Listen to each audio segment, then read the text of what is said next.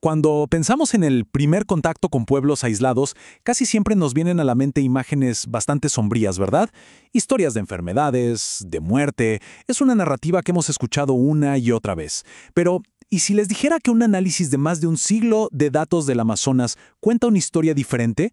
Una que de hecho nos ofrece un camino hacia adelante. Vamos a desglosar estos hallazgos. Para entender la magnitud de esto, empecemos con este número. 25%.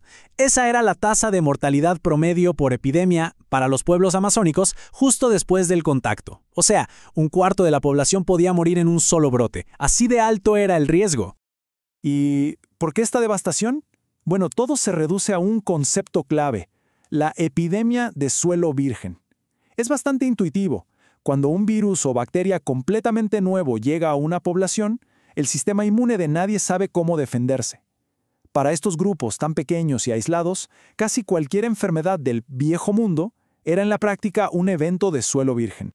Y toda esta información no sale de la nada, ¿eh? Detrás de este análisis hay un estudio científico súper exhaustivo. Los investigadores se dieron a la tarea de recopilar datos desde 1875 hasta 2008, cubriendo 59 sociedades indígenas diferentes y documentando más de 11.000 muertes. Es esta cantidad masiva de datos lo que de repente nos permite ver patrones que antes eran, pues, invisibles. Y esto nos lleva directamente a un misterio científico que ha tenido a los expertos dándole vueltas al asunto por décadas. La gran pregunta que todos se hacían era: ¿qué es lo que hacía a estas poblaciones tan vulnerables? La verdad es que no había una respuesta fácil, y de hecho, la comunidad científica estaba bastante dividida. Básicamente había dos grandes teorías sobre la mesa. Por un lado, la hipótesis genética. Esta decía que, por tener una menor diversidad genética, sus sistemas inmunes simplemente no estaban programados para luchar contra estos nuevos patógenos. Pero por otro lado, estaba la hipótesis ambiental, que argumentaba que el problema no era biológico o inherente, sino que venía de factores externos: el shock del contacto, la desnutrición, el caos y, sobre todo, la falta total de inmunidad previa. Pero aquí viene lo interesante.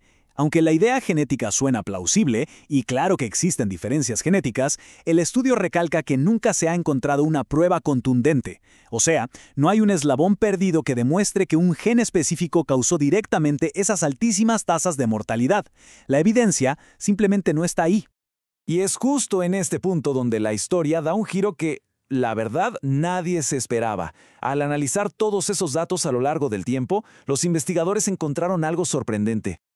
Primero, pongámosle cara al enemigo. Los datos muestran que solo 3 enfermedades fueron las responsables del 75% de las epidemias documentadas. Hablamos de sarampión, gripe y malaria. No fue una avalancha de cientos de enfermedades distintas, sino un ataque muy concentrado de solo unas pocas. Y aquí está la verdadera sorpresa, el hallazgo clave de todo el estudio. A pesar de lo terrible del panorama inicial, los datos revelaron una tendencia positiva, pero clarísima. A lo largo del siglo XX, la mortalidad por estas epidemias no se quedó igual. De hecho, cayó de forma constante y muy drástica. Para que nos hagamos una idea, en 1963, que es como el año promedio de todo el estudio, una epidemia después del contacto mataba en promedio al 24% de la población. Es una cifra, es catastrófica, casi una de cada 4 personas. Pero fíjense en esto. El modelo del estudio predijo que para un contacto que hubiera ocurrido en 2015, esa tasa de mortalidad se habría desplomado a un 10%. Sigue siendo altísima, claro, pero es una mejora gigantesca en apenas 50 años. Entonces, ¿qué nos dice todo esto? La conclusión es bastante clara. Los cambios genéticos a nivel de población no ocurren así de rápido. Una mejora tan dramática en solo unas pocas décadas apunta directamente a una cosa: los factores ambientales. Algo en el contexto del contacto estaba cambiando, y para bien.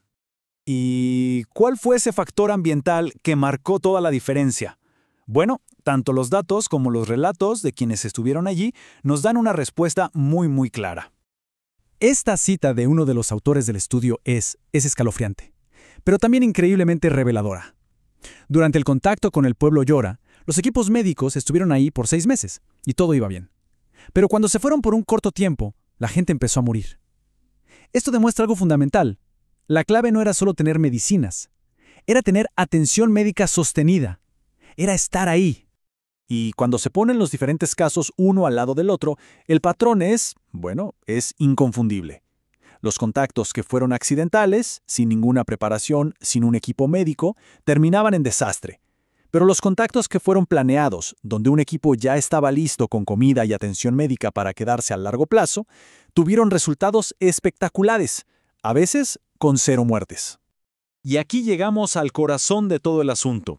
Estas tragedias no eran inevitables, no estaban escritas en la biología, ni eran cosa del destino, eran simple y sencillamente el resultado de la falta de preparación. Lo increíble es que, sabiendo esto, el estudio no solo nos ayuda a entender el pasado, sino que nos da un mapa, un plan de acción muy claro para proteger a los pueblos que aún permanecen aislados.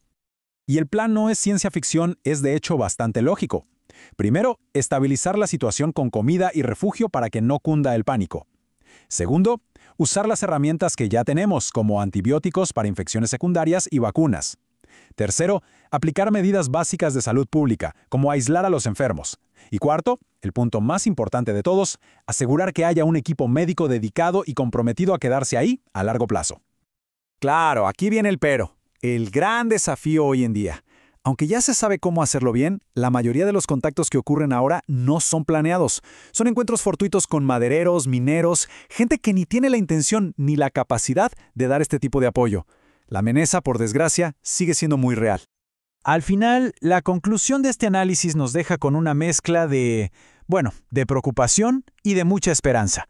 La ciencia nos ha demostrado que la devastación masiva no es una consecuencia inevitable del primer contacto.